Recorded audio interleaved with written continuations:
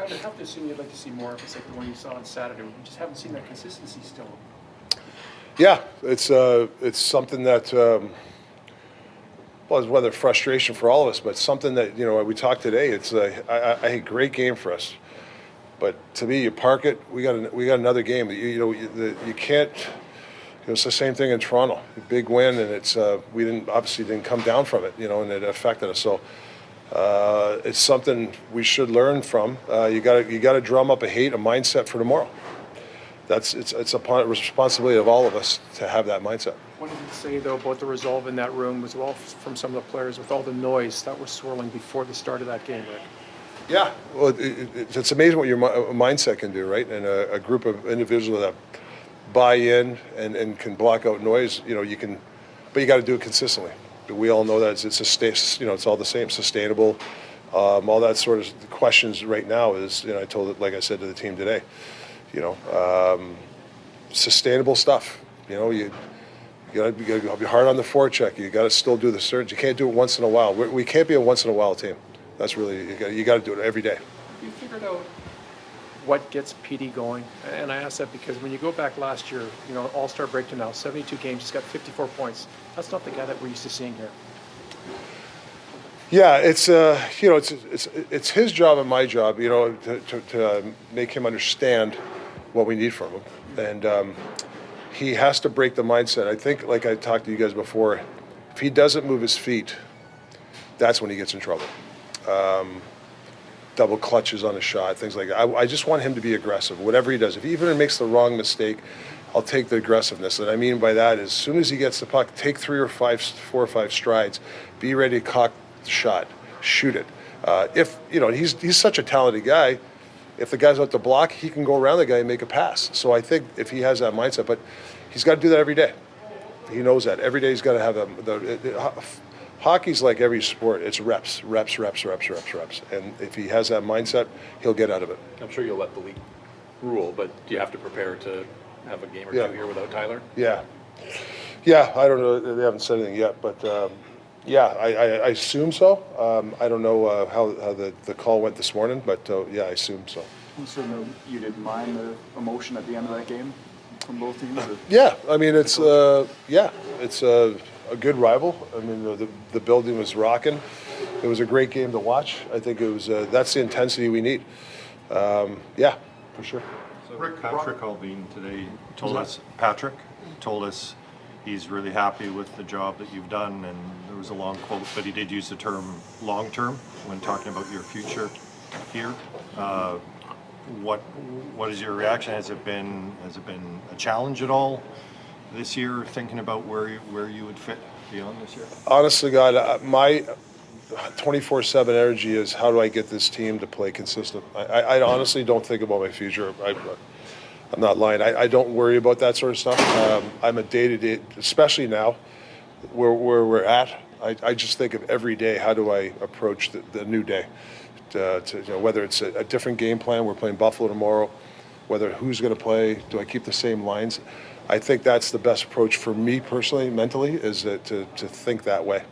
You had Hughes and Hronek on different pairings out there today. You had Friedman up and with the group. What's the thinking there in terms of what you're looking for on the back end right now? Well, Phil's going to, it's not set in stone, but Phil's going to have to play some shifts with some other defense. There'll be some situational stuff where certain personnel will be on Buffalo. We're going to have to, Huggy might have to play with a different guy sometimes in certain situations. When you got some injuries, and maybe obviously with Mizey's situation, you got to be prepared for anything. What does Mark Friedman bring when he's playing to the level that he can?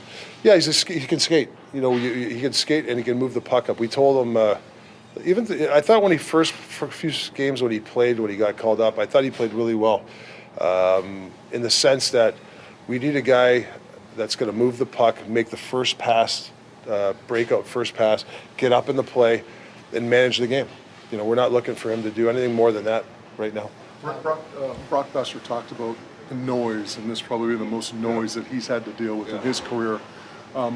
Where is it in terms of what you've gone through in your career? Have you ever had to have a season like this where you dealt with so many different issues? Yeah, I mean, sure. Your plan, you're talking about my experience, where I've heard I might get traded, contracts coming up, you're not playing well. These factors hit you as an athlete, as a hockey player. And like I said, you can't think too far ahead. And when you do, that's when you get in trouble. I think it's like for Brock or whoever, it's just think about Buffalo tomorrow and worry about the next day. That's the only way you can do it. If you think of stuff down the road, it just clouds your mind. It really does. From a team perspective, though, in terms of having a team that's had to deal with so many different storylines. Well, I think that's when you need a chunk of guys, a group of guys that really hold steady. Really hold steady every day, preach the right things.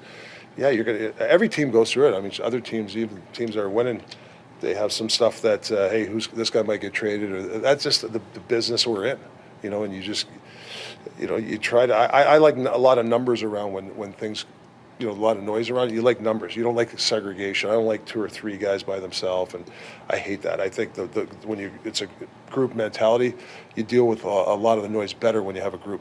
What about through this adversity? Are you stronger on the other side? Well, if you get through it, yeah. I mean, you go one way or another. You either wilt or you become strong. And I think that's something for each player. And I always tell the players, everybody's watching. Everybody watches. Outside watches. Your effort, watches the way you're playing. It's not just the in-house; it's outside. So you got to conduct yourself with character and a professional too. What have you seen from JT? And have you had any meetings with him in the last week with everything, the way it's been ramping up? Yeah, I've talked a couple times. More hockey stuff, positional stuff. Obviously, he knew he was going to go against McDavid. Talking before the game on game planning against that line, and that line was obviously did a hell of a job. Pew Suter, I thought was really good defensively and supplied some offense. And Garland and obviously with JT, I thought that line was really good. We don't see a lot inside the room, away from the rink. JT had his leave. Elias was hurt. Quinn was hurt as well. Everything that this team has dealt through, what have you seen from this team? You're a point out of a playoff spot still, Rick. I mean, even with everything surrounding, but it's still there. Yeah, I mean, you can take it 2 ways. I'm going to take the positive approach. I mean, a lot of it has. I've been involved 40 years in the league. This is one of the most trying years I've ever seen. What's been thrown, but saying that, to still hang in there, that's the way I take that approach. Yeah, I mean, we lose 10 overtime games. I mean, I wish we only lost 5. Even that's 5 extra points if we won those games. How many times we gave some, the Seattle game, we're up 4-1 to it. These are games where you're like, oh my God, I can't believe we did. But that's happened. There's positives where we haven't lost a lot in a row. Knock on wood. We've kind of won one, lost one, so we've hung in there a little bit that way. That's the approach you're going to take. So can we get back on the other side with this adversity? Rick, the fact of the matter is you're below the playoff bar right now. Yeah. I mean, you played 45 games. Do you concern yourself with the standings, or is there just way too much runway to worry about where you sit in the standings right now? Yeah, I don't want to lie. I watch it, but 48 hours, things change. Like you can go from one spot, jump up 2 spots ahead. So you got to be careful of that. Do I watch other teams? Am I in my office having a coffee at 4 o'clock, hoping that this team loses? Yeah, but saying that, I'm not scoreboard watching every day. No, but everything changes though within days. So you got to be careful there. Rick, do you have more confidence in Niels Höglander recently? Yeah, I think Hoggy's been. He's been like he's got to have an identity and a role. Sometimes I think early in the season, I don't know if he was trying to score or trying to play. I don't know. He was just caught in between. But I think when he's hard on the puck, that's when good things happen for him. And I think he's starting to do that. Maybe hold on to some pucks a little bit more, take it to the net, shoot more pucks. I think he has done that lately. Hopefully he can get on a roll for us. And how important is it with confidence? Because the thing that he mentioned was that he wants the puck now. Like he is now at a point where he's wanting to have the puck more. Is that a confidence thing, or how do you kind of? That is confidence. I'm glad he said that. You want the puck. Put yourself in position to want the puck. If you do, but now is when you get it. What are you going to do with it? You got to take it to the net. Are you going to take 4 or 5 strides to make a pass? These are the sort of things that are the next level for him. But the confidence of him wanting the puck is big. How do you deal with a player who had such a high shooting percentage last year, and then this year just not getting a lot of bounces at points as well? Is there something that you can talk to with a player of just kind of staying even keel throughout that? Well, just get back to your identity. His big thing for me is his identity. I think when he gets in trouble, he he's not getting the puck in deep. He's making plays that aren't really should be making plays at that point. I want to make a play, but it's more calculation for Hoggy. Rick, with Garland, we saw what happened where he takes on McDavid, Yeah. and this is a player who is smaller when you look at the overall league. So what does that do for the team when they see somebody like Garland at his size, jumping in and saying, I'm going to take down the best player in the league, I'm not going to let him create a chance? Well, that's Garza's approach to his career. Chip on his shoulder. These small guys like Marty St. Louis, if you ever listen to him, he always played like he had a chip on his shoulder. That's Garz. He's since I've coached him in Arizona, he's had a chip. He was in the minors. He wasn't even supposed to come up in the NHL, so he always had a chip. I think he has to play with that chip. That's what drives him. Just a couple of housekeeping. Sure. Yeah. Julson still just day to day? Yeah, day to day. He didn't go on the ice the last couple of days, so he's still day to day. And then Dax skated today pretty good. Not to the team yet, but he's getting close. He did some work with Krog today. And you sent Lecker-Mackey down, but do you think you'll bring a forward in before tomorrow night? I don't know. I talked to Patrick.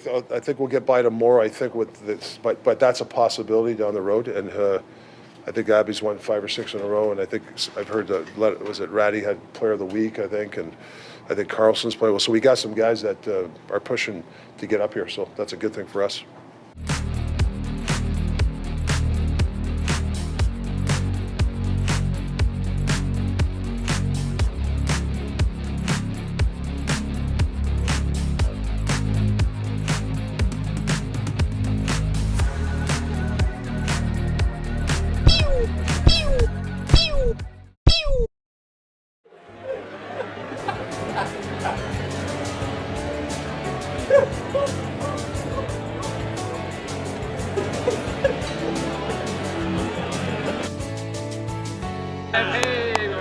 Everybody wins. Jake, thanks for joining me today. Generational talent. Thanks for liking the video and subscribing.